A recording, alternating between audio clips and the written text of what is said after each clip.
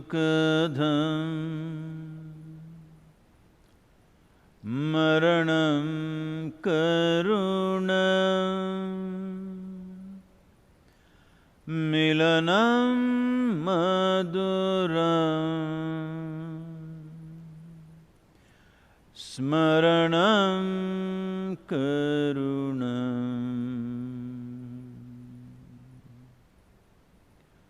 कालवशादिह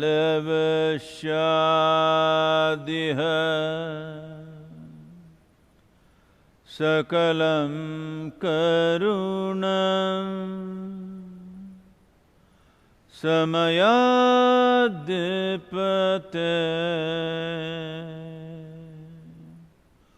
अखिलं करुणम्।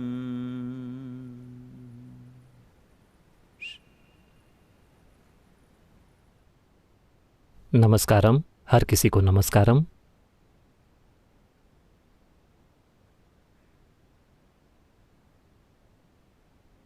तो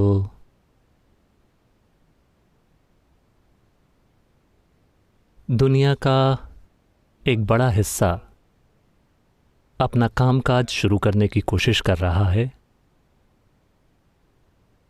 लेकिन जो हो रहा है उसकी प्रकृति के कारण कामकाज उतनी तेजी से नहीं बढ़ रहा है जैसे उसे बढ़ना चाहिए। भारत में भी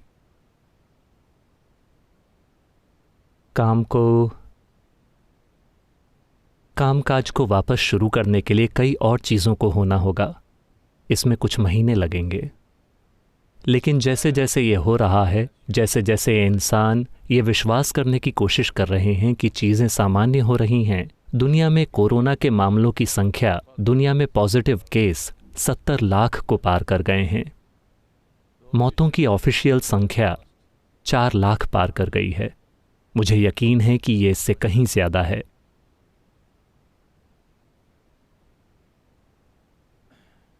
भारत में पिछले 24 घंटों में नए मामलों में सबसे ज़्यादा बढ़त हुई है, 10,000 से ज़्यादा। हालांकि इसका सकारात्मक पहलू ये है कि ये कुछ ही शहरों में सीमित है, तो इसे काबू में रखना आसान है, बजाय इसके कि ये पूरे देश में फैला होता। अमेरिका ने मेरे ख्याल से 15 लाख का आंकड़ा पार कर लिया है। क्या मैं सही हूं? वहां मामलों की संख्या 15 लाख से ज़्यादा हो चुकी है। 1,12,000 से ज़्यादा मौतें हो चुकी हैं। इसके अलावा रंग भेद की दुर्भाग्यपूर्ण और स्थायी समस्या और उसकी प्रतिक्रियाएं भी ऐसे एक समय में उस देश को नुकसान पहुंचा रही हैं। रंग, संप्रदाय और जाति के आधार पर काफी अत्याचार किया गया है, काफी खून बहा है, कई सारी जानें ली गई हैं, लेकिन समस्या अभी भी कायम है। मोटे तौर पर कानून की दृष्टि से दुनिया निष्पक्ष बन गई है। मोटे तौर पर अभी भी कुछ देश हैं जो धार्मिक गणतंत्र हैं, जहां कानून के अनुसार भेदभाव होता है, लेकिन ज़्यादातर देश कानून या अपने संविधान के संदर्भ में परिपक्व हो गए हैं। लेकिन कई इंसान, दुर्भाग्य से ऐसे लोगों की संख्या बहुत ज़्यादा है, वे विकसित होने से इनकार कर रहे हैं और वे उन्हीं पूर्वाग्रहों को, उसी भेदभाव को और उसी चुनिंदा क्रूरता को जारी रख रहे हैं, या तो रंग के आधार पर, या संप्रदाय या जाति के आधार पर। निष्पक्ष कानूनों के लिए लड़ना एक पूरी तरह से अलग प्रक्रिया है, लेकिन व्यक्तिगत इंसानों को रूपांतरित करना एक बिल्कुल ही अलग प्रक्रिया है। आपको समझना होगा कि भारत के स्वतंत्रता आंदोलन तक आपको पता होना चाहिए कि तब तक इस देश में रंग भेद की एक असरदार प्रक्रिया लागू थी। और फिर अमेरिका का नागरिक अधिकार आंदोलन, उन्होंने एक अलग तरीके से लड़ाई लड़ी, क्योंकि वे लड़ रहे थे अन्याय भरे कानूनों के खिलाफ। अब कानूनों को ठीक कर दिया गया है, लेकिन इंसान के दिल और दिमाग से अन्याय नहीं निकला है। इसे सड़कों पर लड़कर ठीक नहीं किया जा सकता। ये कहीं ज्यादा मुश्किल काम है। ये मानव चेतना को ऊपर उठाने के बारे में है। ये इंसानों को रूपांतरित करके उन्हें हर जीवन के प्रति अधिक जागरूक और संवेदनशील बनाने के बारे में है। हमें ये समझना होगा, मैं सूअरों के साथ निर्दयी हूं, लेकिन मैं लोगों के साथ अच्छा हूं, यह काम नहीं करने वाला। क्योंकि जब आपके दिल में चुनिंदा निर्दयता होती है, तो एक दिन आप किसी इंसान को सूअर कहकर उसके साथ भी वही चीजें करेंगे। वो दूर नहीं है। तो ये बहुत महत्वपूर्ण है कि मानव चेतना को विकसित होना होगा, मानव चेतना को ऊपर उठना होगा और हर जीवन के प्रति संवेदनशीलता होनी चाहिए। वैसे मैंने सूअरों का उदाहरण चुना क्योंकि अभी अभी हर जगह ऐसे वीडियो सर्कुलेट हो रहे हैं, क्योंकि अमेरिका में मांस का बाजार मंदा चल रहा है। किसी फार्म में जो एक सूअरों का उद्योग है, चूंकि उन्हें बेचा नहीं जा सकता, लेकिन कितने दिनों तक उनको खाना खिलाते रहें, तो उन्होंने कुछ 100 या 1000 सूअरों को मारना तय किया। देखने में वो सैकड़ों सूअर लगे। उन्होंने उन्हें गर्म भाप से मारना तय किया। 140 डिग्री पर गर्म भाप निकल रही है और सूअर चीख रहे हैं। वहां भाप को भरने में और उन्हें मरने में काफी समय लगता है। और फिर भाप को निकालने के बाद कुछ सूअर अभी भी नहीं मरे हैं, तो एक आदमी बंदूक लेकर एक एक करके उन सभी को गोली मार रहा है जो अभी तक मरे नहीं हैं। जब हम एक प्राणी के साथ ऐसा कर सकते हैं, तो हम दूसरे प्राणी के साथ भी ऐसा कर सकते हैं, और स्वाभाविक रूप से हम ऐसा उन इंसानों के साथ भी करने लगेंगे जिन्हें हम पसंद नहीं करते। कारण चाहे जो भी हो, चाहे वो उनका रंग हो या जाति हो या संप्रदाय हो, हम उन्हें पसंद नहीं करते और हम वही चीजें करेंगे। तो संवेदनशीलता जीवन के प्रति ही होनी चाहिए, इस इंसान या उस इंसान या एक खास समस्या के प्रति नहीं। भारत में पिछले कुछ दिनों से ये चल रहा है। एक हथिनी, एक गर्भवती हथिनी की हत्या हो गई उस अन्नानास से जो पटाखों से भरा था या किसी विस्फोटक पदार्थ से। पोटेशियम नाइट्रेट वो एक विस्फोटक है, वो असल में पटाखा नहीं है। वैसे उसका निशाना हाथी नहीं था।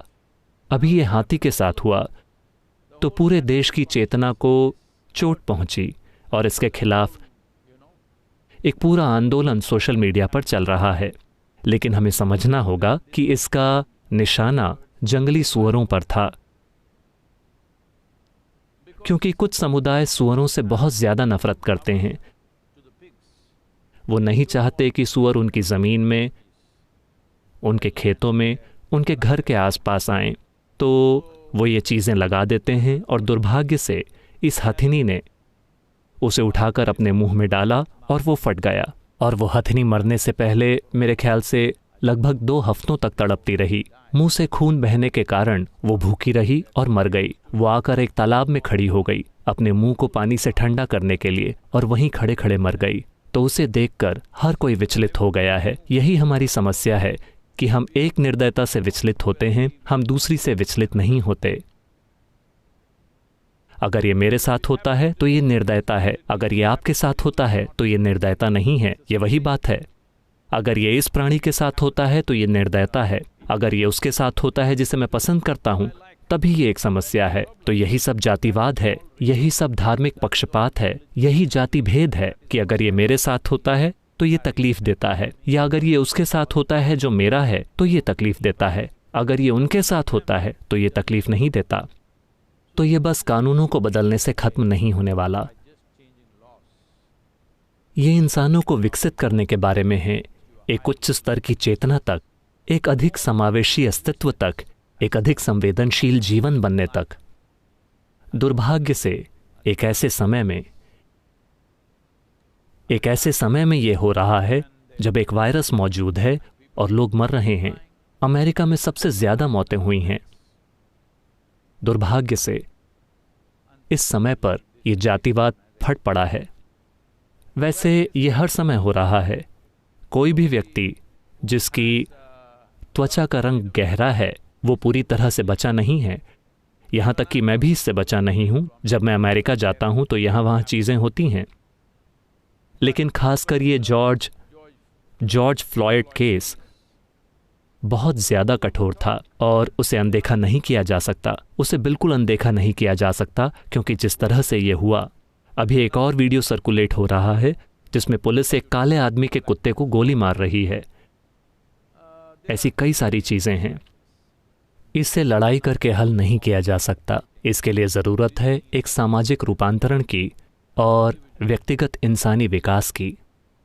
सामाजिक रूपांतरण के अर्थों में मैं जानता हूं, अगर मैं ये बात कहूं तो बहुत से लोग मुझसे नाराज़ हो जाएंगे, मगर एक चीज़ जो तुरंत होनी चाहिए अगले 3 से 5 सालों में, वो ये है कि सरकार से किसी योजना वगैरह के तहत गहरे रंग के युवाओं की एक निश्चित संख्या को पुलिस में भर्ती होना चाहिए। ये बहुत बहुत महत्वपूर्ण है।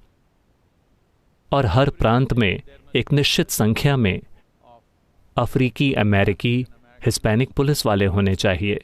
इससे ये कुछ हद तक ठीक हो सकता है। मैं ये नहीं कह रहा कि ये समस्या को खत्म कर देगा। कम से कम वो बेहतर ढंग से कानून लागू कर सकते हैं, क्योंकि वे अपने समुदायों को समझते हैं। उन समुदायों तक उनकी अधिक पहुंच है। उन्हें हर वक्त पुलिसिंग करने की ज़रूरत नहीं है। वो बातचीत कर सकते हैं और अपराध को भी बेहतर ढंग से संभाल सकते हैं, क्योंकि सारे अपराध सिर्फ हत्या के नहीं होते। सारे अपराध बैंक लूट वगैरह के नहीं होते। कई अपराध होते हैं जो बच्चों, युवाओं, औरतों के द्वारा तमाम मजबूरियों में किए जाते हैं। उन चीज़ों को आसानी से संभाला जा सकता है अगर कोई हो जो उनसे बात कर सके, न कि कोई ऐसा जिसका एक हाथ हमेशा अपनी बंदूक पर रहता है। तो इस तरह कुछ सामाजिक परिस्थितियों को बदला जा सकता है, लेकिन मानव चेतनता को ऊपर उठाए बिना, हर इंसान को जीवन के प्रति अधिक संवेदनशील बनाए बिना, ये एक ऐसी चीज़ है जिस पर दुनिया के हर समाज को सोचना चाहिए। अगर हम मनुष्यों के खिलाफ क्रूरता को खत्म करना चाहते हैं, Cruelty against animals also need to go away. तो पशुओं के खिलाफ क्रूरता को भी खत्म करना होगा। मगर अभी मुझे लगता है कि हम पशुओं के साथ बहुत निर्दयता से पेश आ रहे हैं। ये दूसरे इंसानों के साथ भी वैसे ही बर्ताव में अभिव्यक्ति पाता है। ये करना बहुत आसान है। जब आप एक प्राणी के साथ ऐसा कर सकते हैं तो दूसरे के साथ ऐसा करना बहुत दूर नहीं है। मेरे ख्याल से इसे एक अधिक मूलभूत रूप में सुलझाए जाने की ज़रूरत है। और ये आंदोलन, आप कितने दिनों तक सड़कों पर विरोध प्रदर्शन करेंगे? शायद अगर अभी 12 दिन हो गए हैं, शायद आप इसे 20 दिनों तक करें, फिर यह ठंडा पड़ जाएगा। इसे ऐसे नहीं होना चाहिए। जब ऐसी कोई घटना नहीं होती तब भी साल के 365 दिन इसे कायम रखना चाहिए। सड़क पर नहीं, बल्कि हम जहां भी हैं, हम जिस भी पद पर हैं, समाज में हमारा जो भी स्थान है, वहां हमारी जो भी जिम्मेदारियां हैं, वहां इसे कायम रखना चाहिए। इसे बदलने का यही एकमात्र तरीका है। सिर्फ कुछ बार विरोध प्रदर्शन करना शायद कारगर ना हो, लेकिन अभी समझा जा सकता है कि लोग गुस्से में हैं। जब लोग गुस्से में होते हैं तो वे हमेशा समझदारी की चीज़ें नहीं करते। ये समझना बहुत बहुत महत्वपूर्ण है कि अब ये एक आदमी की जान के बारे में नहीं है। एक इतिहास रहा है। लोगों के ऊपर कई 100 सालों तक बहुत ज़्यादा अत्याचार किया गया है। तो ये सुधार रातों रात नहीं हो सकता। अगर हम एक पीढ़ी के रूप में अपना समय पूरा होने से पहले इसे संभव करने के लिए प्रतिबद्ध हैं, तो हम इस दुनिया को काफ़ी कम पक्षपात के साथ छोड़कर जा सकते हैं। ऐसा करना बिल्कुल संभव है। खैर,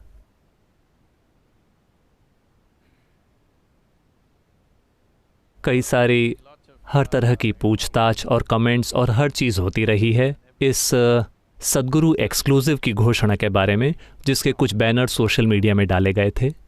इसका विचार इसलिए आया क्योंकि पिछले 6-7 सालों में, या शायद उससे थोड़ा अधिक, मेरी स्थिति कुछ ऐसी बन गई है। मैं जहाँ भी जाता हूँ वहाँ बहुत ज़्यादा संख्या में लोग होते हैं, चाहे ये दर्शन हो या सत्संग हो। लगभग सब कुछ वेबकास्ट होता है, वो टेलीविज़न पर होता है। जब मैं किसी जगह पर आकर एक खास तरह से बैठता हूँ तो लोगों का फट पड़ना स्वाभाविक है। कुछ चिल्लाएंगे, कुछ लोटेंगे, कुछ पागल हो जाएंगे, वरना मेरा क्या उपयोग है? मैं कोई विद्वान नहीं हूं, मैं आपको कोई वेद या ग्रंथ या कुछ और नहीं पढ़ाने वाला। मैं एक भी चीज़ नहीं जानता, ठीक है? मैं जो हूं उसका महत्व ये है कि अगर मैं आकर यहाँ बैठता हूं तो आपके अंदर कुछ थरथराना चाहिए, वरना क्या फ़ायदा है? लेकिन हम इसे रोक कर रखते रहे हैं क्योंकि कुछ प्रतिशत लोग चिल्लाना और लौटना शुरू कर देंगे। कुछ प्रतिशत लोगों को डर लगता है और उन्हें पता नहीं कि क्या हो रहा है, क्योंकि सभी लोग समान संख्या में अनुभवों और कार्यक्रमों से होकर नहीं गुजरे हैं। वहाँ तरह तरह के लोग होते हैं। नए लोग हैं जो आज ही आए हैं, कुछ ऐसे लोग हैं जिन्होंने सिर्फ ऑनलाइन कार्यक्रम किया है, कुछ ऐसे लोग हैं जो बहुत ज़बरदस्त अनुभवों से होकर गुजरे हैं। सभी एक साथ बैठे हैं, हम न्याय नहीं कर पा रहे हैं। और इन दिनों बस बोलना बोलना बोलना और चले जाना। हम कोई ध्यान प्रक्रियाएं नहीं कर पा रहे हैं क्योंकि कुछ लोग वैसे भी चिल्लाएंगे, रोक कर रखो, रोक कर रखो, रोक कर रखो। तो मैंने सोचा कि हम एक समूह बनाएंगे, थोड़ा अधिक एक्सक्लूसिव समूह, जहां वो जो चाहे वो कर सकते हैं।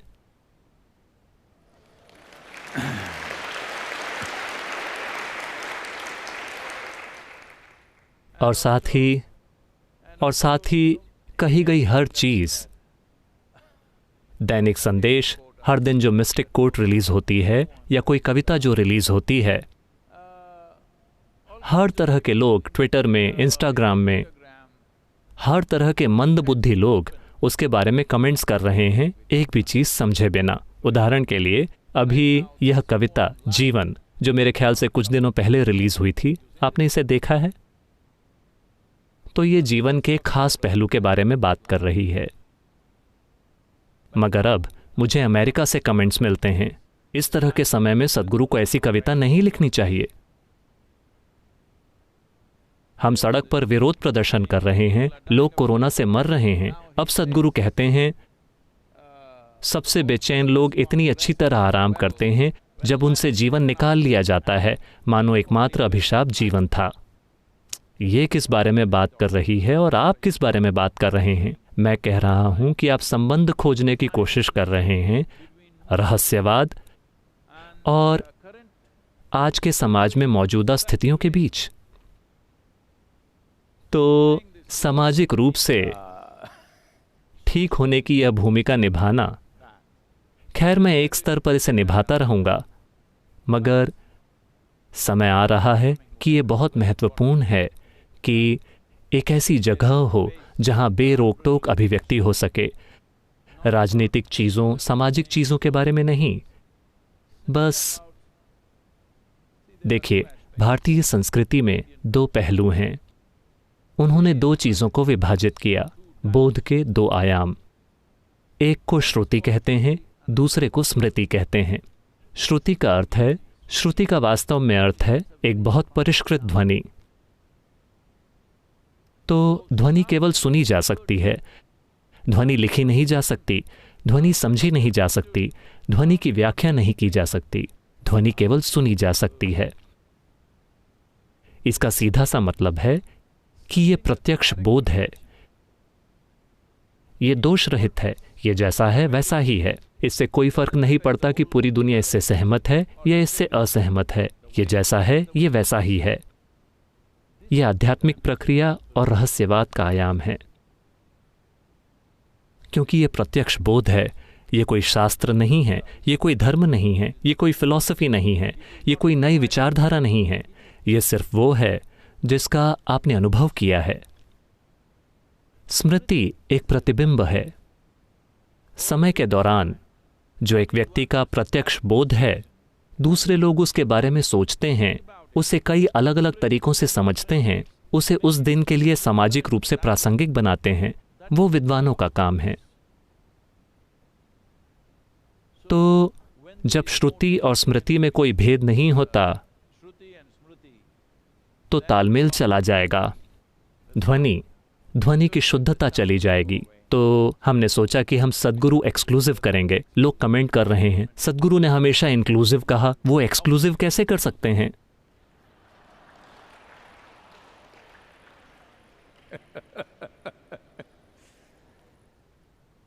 लोग सीधे डिक्शनरी से अपने शब्द उठा रहे हैं, शुद्ध शब्द, डिक्शनरी के शब्द। तो शायद हम टाइटल बदल सकते हैं। मुझे नहीं पता अगर वे पहले ही एक्सक्लूसिव टाइटल पर बहुत अधिक निवेश कर चुके हैं, लेकिन अगर हम चाहें तो हम इसे सद्गुरु इन क्लोज बना सकते हैं। लेकिन अब कोई आएगा और कहेगा डिक्शनरी में इनक्लोज शब्द नहीं है, तो क्या?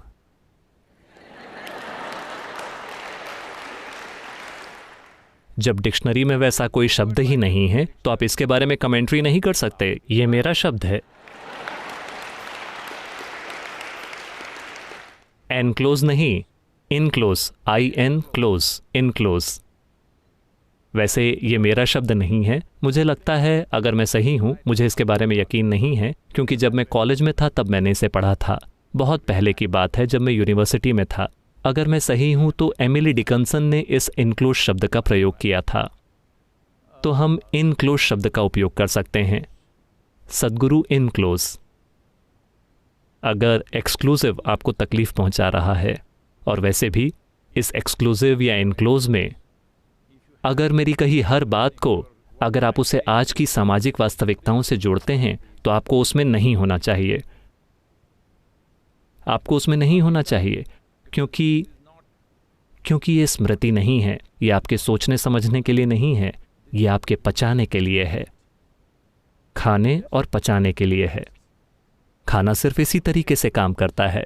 अभी बहुत सारे लोग हैं जो भोजन का विश्लेषण करते रहते हैं और वो हर समय बीमार रहते हैं, क्योंकि आपको खाना होगा और आपको पचाना होगा। वो सिर्फ इसी तरीके से काम करता है, जीवन इसी तरीके से काम करता है। लेकिन सामाजिक वास्तविकताएं अलग हैं। तो हम ये मंच तैयार करना चाहते हैं। शायद अगले कुछ हफ्तों में ये तैयार हो जाए। इसके बारे में अधिक जानकारियां दी जाएंगी। वे शायद इसकी एक छोटी सी कीमत तय करें ताकि उसकी लागत की भरपाई हो सके, लेकिन यह निश्चित रूप से हर किसी की पहुंच के भीतर होगा। लेकिन अगर कोई इतना भूखा है और लेकिन उन्होंने 3 दिन से कुछ नहीं खाया है, अगर उन्होंने 3 दिन से कुछ नहीं खाया है, सिर्फ तभी हम इसे उनके लिए भी मुफ्त कर देंगे। ठीक है? किसी में जानने की भूख इतनी ज़्यादा है कि उन्होंने इसके लिए पैसे दिए और इस भुगतान के कारण वो 3 दिनों तक खा नहीं सके। ये 3 दिनों के भोजन जितना नहीं है, केवल एक समय का भोजन। तो आपने एक समय का भोजन छोड़ दिया और सद्गुरु इनक्लोज के लिए रजिस्ट्रेशन कराया। कोई बात नहीं, ये आपके लिए अच्छा है। अगर आप भूखे हैं तो आप हमेशा चीज़ों को अच्छे से पचाते हैं। योग केंद्र में आप ये बात जानते हैं। तो ये कभी भी शुरू हो सकता है। लेकिन आप में से वो लोग जो, मैं नहीं जानता कि हम कितनी संख्या पर रुकना चाहते हैं, हमने अभी फैसला नहीं किया है, अभी भी चर्चा चल रही है। तो ये पहले आओ पहले पाओ के आधार पर होगा। अगर आप वहाँ होना चाहते हैं तो रजिस्टर कर लीजिए, बल्कि प्री रजिस्टर कर लीजिए। कुछ चीज़ें हैं जो, ठीक है, एक और पेंटिंग चलेगी।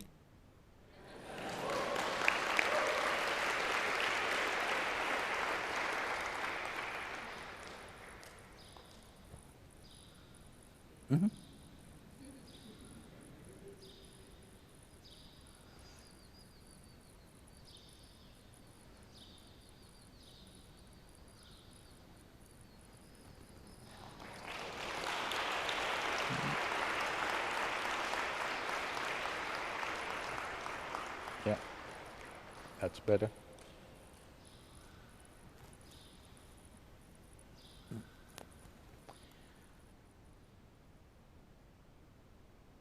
और इसलिए भी क्योंकि वायरस से जुड़ी हुई सेवाएं अभी भी चल रही हैं और ये और भी दूसरे पहलुओं में विस्तार कर रही हैं। ये केवल भोजन देने तक ही सीमित नहीं है, क्योंकि इस साल तमिलनाडु में ग्रामीण शिक्षा शुरू करना एक बड़ी चुनौती होने जा रही है। इस इरादे के साथ हम एक पेंटिंग नीलाम कर रहे हैं जिसे हमने भैरव कहा था, जिसे हमारे भैरव के सम्मान में बनाया गया था, जो दुर्भाग्य से आश्रम में इस वायरस का पहला शिकार था।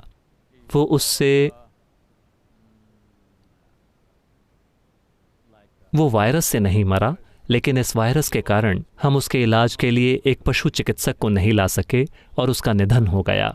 तो हम इस पेंटिंग को नीलामी के लिए रख रहे हैं क्योंकि हमें पैसों की ज़रूरत है। इसे बनाने में बैकग्राउंड में गाय का गोबर है, बाकी चारकोल है और हल्दी और चूने का थोड़ा इस्तेमाल भी किया गया है।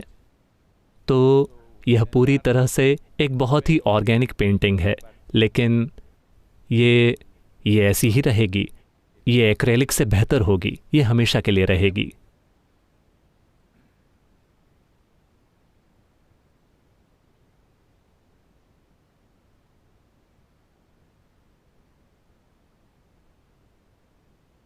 ठीक है, ये वहां बहुत अच्छी नहीं लग रही है, लेकिन खैर, कुछ और चीज़ें हैं जिनके बारे में हमने बात की थी। कवच, मुझे लगता है कि कवच तैयार है। ये लगभग, क्या वे यहाँ हैं? और साथ ही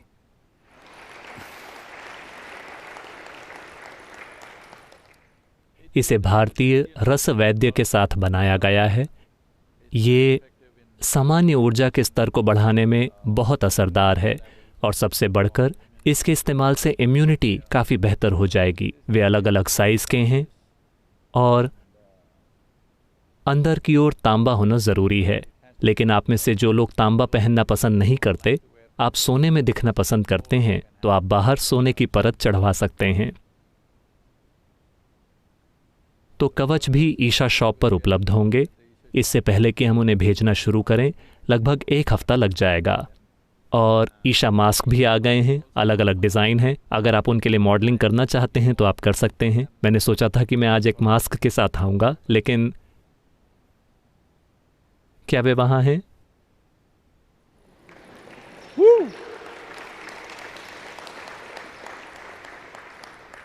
इस पर योग योग योगेश्वराय मंत्र लिखा है।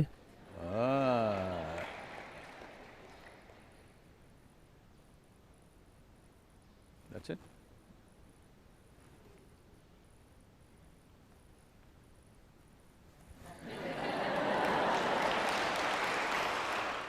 ये मेरा मास्क है।